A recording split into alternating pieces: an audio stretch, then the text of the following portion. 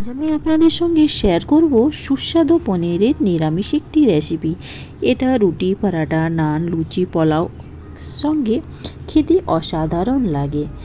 আসুন বন্ধুরা, এই রেসিপিটা আপনারা অবশ্যই ট্রাই করুন, আর ভালো লেগে থাকলে আমার চ্যানেলটাকে লাইক, সাবস্ক্রাইব অবশ্যই করবেন। নমস্কার বন্ধুরা, আমি বাসন্তী রান্নাঘরে আপনাদের স্বাগত জানাই। তাহলে আসুন বন্ধুরা, রেসিপিটা শুরু করি। তো সবথেকে প্রথমে এখানে আমি নিয়ে নিয়েছি 200 গ্রাম পনির। পনিরটাকে সবথেকে প্রথমে আমি ফ্রাই করব। পনিরটাকে একটু লাল লাল করে ফ্রাই করে নেব। পনিরটা ফ্রাই হয়ে গেলে একে আমি জলে ভিজিয়ে রেখে দেব, যাতে পনিরটা একটু সফট হয়। আর এখানে আমি নিয়ে নিয়েছি মশলার মধ্যে আমি নিয়ে নিয়েছি হলুদ গুঁড়ো, কাশ্মীরি লঙ্কা গুঁড়ো, আদা কুচি, লঙ্কা কুচি, গরম মশলা, কাজু নিয়ে নিয়েছি, মেথি নিয়ে নিয়েছি। 2টি টমেটোকে আমি স্লাইস করে কেটে ফ্রাই করে নেবো। আর এখানে আমি শুকনো কড়াতে দিয়ে দিয়েছি গরম মশলা আর দিয়ে দিলাম কাজু। একটু নেড়ে নিয়ে এটাকে বের করে নেব। আর এর কড়ার মধ্যে আমি দিয়ে দেবো 2 চামচ সাদা তেল। সাদা তেলের মধ্যে আমি দিয়ে দিলাম 1 চামচ জিরা, আর আমি দিয়ে দিলাম 1 চামচ মৌরি আর জিরাটা ফুটে আসলে এর মধ্যে আমি দিয়ে দেবো লঙ্কা কুচি, আর দিয়ে দেবো এর মধ্যে আদা কুচি। লঙ্কা কুচি আর আদা কুচিকে 2 থেকে 3 মিনিট ভেজে নেব। গ্যাসের ফ্লেমটা লো রাখবো। আর এখানে টমেটোটা পিউরিটাকে দিয়ে দিলাম। টমেটো পিউরিকে দিয়ে একেও আমি একটু কষে নেব। 2 মিনিট টমেটো পিউরিটাকে কষে নিয়ে এর মধ্যে আমি দিয়ে দেবো 1 চামচ হলুদ, আর দিয়ে দেবো কাশ্মীরি লঙ্কার গুঁড়ো। আর এখানে আমি দিয়ে দিলাম 1 চামচ নুন দিয়ে মশলাটাকে ভালোভাবে মিক্স করে নেব।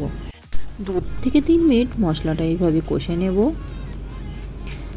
আর এখন আমি গরম মশলা আর কাজুটার একটি পেস্ট তৈরি করে নেব। এদিকে মশলা থেকে দেখুন তেল বের হয়েছে। এখন আমি কাজু আর গরম মশলা বাটাটা এর মধ্যে অ্যাড করব।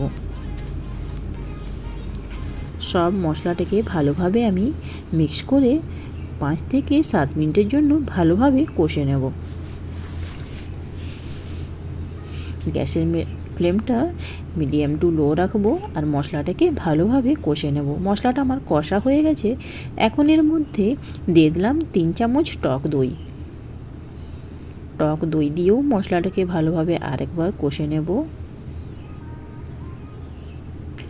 গ্যাসের ফ্লেমটা লো রেখে মশলাটাকে কষবো। আর এখন এর মধ্যে আমি দিয়ে দিলাম কস্তুরি মেথি পাতা দিলে পনিরের যে টেস্টটা আরও বেশি হয়ে যায়।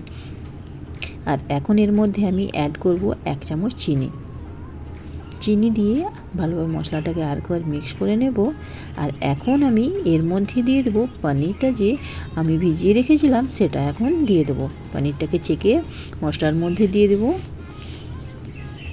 আর একে এখন ভালোভাবে মিক্স করে পনিরটাকে মশলার সঙ্গে কষে নেব। 5 থেকে 7 মিনিট এইভাবে কষে নিয়ে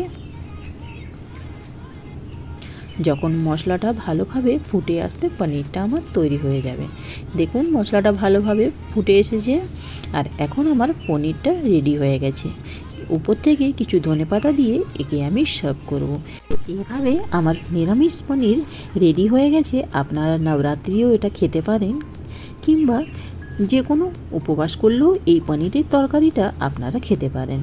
তো আসুন বন্ধুরা, এই রেসিপিটা আপনারা অবশ্যই ট্রাই করুন। আর ভালো লেগে থাকলে আমার চ্যানেলকে লাইক, কমেন্ট, সাবস্ক্রাইব অবশ্যই করবেন। এটা আমার অনুরোধ রইল।